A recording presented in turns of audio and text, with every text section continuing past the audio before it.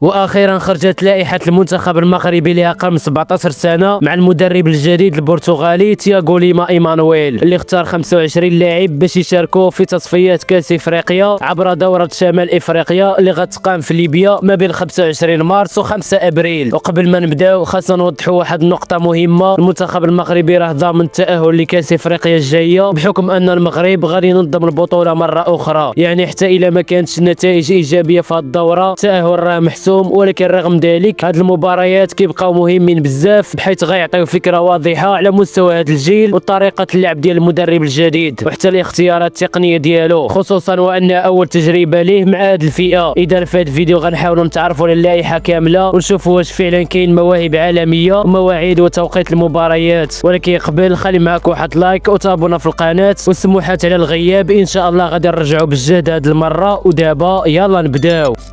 كيف ما قلت لكم المنتخب الوطني لأقل من 17 سنه راه ديجا ضامن التأهل لنهائيات كاس افريقيا بحكم ان المغرب غادي ينظم البطوله مره اخرى. ولكن رغم ذلك كيبقى الهدف هو تحقيق نتائج ايجابيه في دوره شمال افريقيا ومحاوله انهائها في الصداره، خصوصا وان ثلاثه المنتخبات من المنطقه غادي يتاهلوا وبالتالي المنافسه غادي تكون حاضره وقويه. وقبل ما يتم الاعلان على هذه اللائحه الرسميه المنتخب داز من مرحله تحضيريه مهمه تحت قياده المدرب الجديد تياغو ليما، بحيث دار اول معسكر اعدادي الشهر اللي فات بمدينه مالاغا في اسبانيا، واللي كان الهدف ديالو هو التعرف على اللاعبين وتجريب اكبر عدد ممكن من الاسماء. وخلال هذا المعسكر لعب المنتخب جوج مباريات وديه، الاولى كانت ضد فريق الميريا لاقل من 19 سنه وخسرناه بنتيجه 1-0 في مقابله كانت صعيبه وعطات اشارات اوليه على بعض النواقص. اما المباراه الثانيه فكانت ضد رديف مالاغا، قدر المنتخب يبان بوجه مختلف ويربح بنتيجه كبيره 5-2،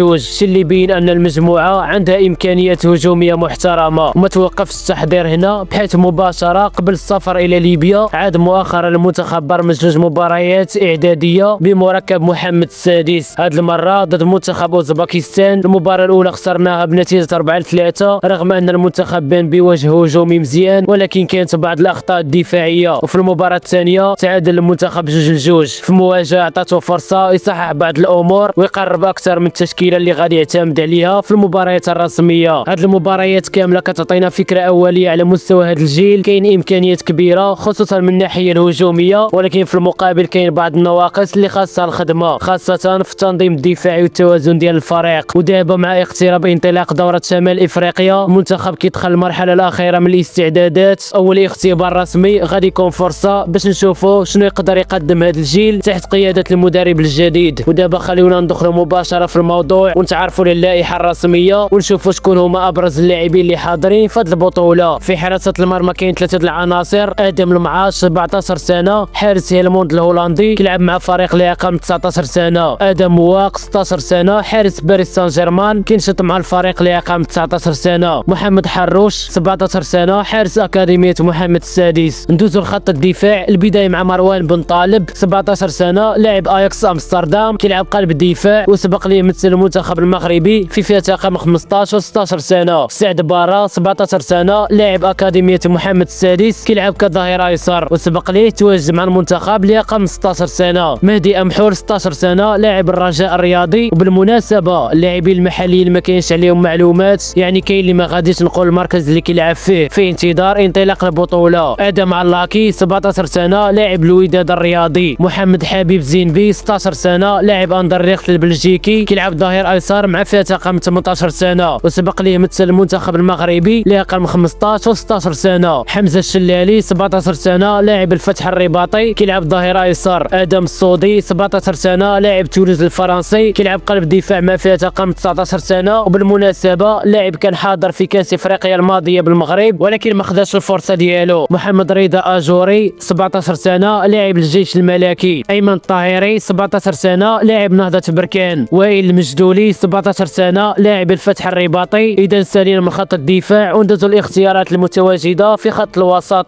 البدايه مع ابراهيم فايق 16 سنه لاعب فاينورد الهولندي كيلعب وسط ميدان دفاعي مع فئه رقم 17 سنه، رغم انه ارتكاز قدر يسجل تبارك الله 10 الاهداف في 20 مباراه، كيحمل شاره القياده وبروفايل عصري بمعنى الكلمه، وسبق ليه مثل هولندا لرقم 16 و 17 سنه ومثل ايضا المغرب لرقم 15 و 16 و 17 سنه قبل ما يقرر قرر تمثيل المنتخب المغربي. والد بن صالح 16 سنة، لاعب أكاديمية محمد السادس، كيلعب وسط ميدان وقدم مستويات جيدة في كأس العالم الماضية مع نبيل باها. إليان حديدي 17 سنة، لاعب ستاندارد ليج البلجيكي، كيلعب وسط ميدان دفاعي مع فئة رقم 18 سنة وكيحمل شارة القيادة في هذا الفريق. لعب 21 مباراة وقدر يسجل 5 الأهداف ما شاء الله، وكيتعتبر من أفضل المواهب الصاعدة في بلجيكا. وسبق لي يحضر مع المنتخب الوطني لعقم 16 سنة وتلقى دعوة من بلجيكا ولكن رفضها. سالم عمران 17 سنة، لاعب الوداد الرياضي. يحيى السعيدي 17 سنة، لاعب الفتح الرباطي. زكريا أكوبري 17 سنة وحتى هو من الفتح الرباطي. آدم بوغازير 17 سنة، لاعب أكاديمية محمد السادس. إذا دابا سالينا من اللاعبين اللي كيلعبوا في خط الوسط، ودابا نمشيو لخط الهجوم. البداية مع إبراهيم الرباج 17 سنة، لاعب تشيلسي الغني عن التعريف، أحد أفضل المواهب الصاعدة في إنجلترا. لعب 15 مباراة هذا الموسم وقدر يسجل 5 الأهداف وقدم 3 تمريرات حاسمة مع الفريق لعقم 18 سنة. إسماعيل العود 16 سنة، لاعب فالنسيا الإسباني، بلا ما نهضروا عليه بزاف حتى هو كان حاضر مع المنتخب المغربي في كأس إفريقيا الماضية وحتى في دورة شمال إفريقيا آخرها المونديال فين تألق بشكل لافت وقدم مستويات كبيرة، وأكيد غيكون من نجوم هذه البطولة إن شاء الله. رامي لقماني 16 سنة، لاعب أندرليخت البلجيكي، كيلعب راس حربة مع فئة رقم 18 سنة. هذا الموسم لعب 14 مباراة وسجل 6 الأهداف، وسبق لي يحضر مع الفئة السنية ديال المنتخب المغربي. محمد أمين مصطاج 17 سنة، لاعب لوفي البلجيكي، كيلعب راس حربة مع الفريق الرديف رغم صغر السن ديالو، الشيء اللي كيبين أنه مهاجم كيمتلك إمكانيات عالية. من أصل 16 مباراة سجل 7 الأهداف وعطى تمريرة حاسمة. ونختموا اللائحة بالمهاجم اللي غيبرز الموهبة ديالو في دورة شمال إفريقيا. الهضرة هنا على عدنان البوجوفي 16 سنة، لاعب إيجيلز الهولندي، كيلعب راس حربة مع فئة رقم 17 سنة وسبق لي يلعب مع هولندا لعقم 15 سنة قبل ما يلتحق بالمنتخب المغربي. المهم كانت هذه هي اللائحة اللي غادي تشارك في دورة شمال إفريقيا وماشي اللائحة النهائية ديال كأس إفريقيا، هذه غير التصفيات المؤهلة. وبالمناسبة المنتخب الوطني ضمن التأهل كيف قلت لكم. وفي الأخير خاصنا نوقفوا عند البرنامج ديال المنتخب في هذه البطولة اللي غتكون ما بين 25 مارس و5 أبريل في ليبيا، واللي غادي يواجه فيها المنتخب المغربي مجموعة من المنتخبات في مباريات مهمة باش نشوفوا المستوى الحقيقي ديال هذا الجيل. هذه المباريات غتكون فرصة باش المدرب يشوف اللاعبين في ظروف تنافسية حقيقية ويجرب بعض الأفكار ديالو داخل أرضية الملعب. من جهة أخرى خاصنا نوضحوا بأن هذه ماشي أول لائحة للمدرب، حيث سبق لي دار واحد المعسكر تحضيري من قبل فين حاطين فيديو للقائمة، ولكن هذه هي أول لائحة رسمية غادي يشارك بها في منافسة رسمية. المهم ما نطولش عليكم بزاف. المباراة الأولى غتكون ضد تونس نهار 3 أي غدا إن شاء الله مع 12 ديال النهار، والمباراة الثانية ضد الجزائر نهار الجمعة في نفس التوقيت، والمباراة الثالثة ضد مصر نهار 2 30 مارس مع الجوج النهار، وآخر مباراة ضد ليبيا نهار الأحد 5 أبريل مع الوحدة. إذا حتى لنا غنكون وصلنا لنهاية الحلقة، ونتلاقاو في فيديوهات جايين وتهلاو.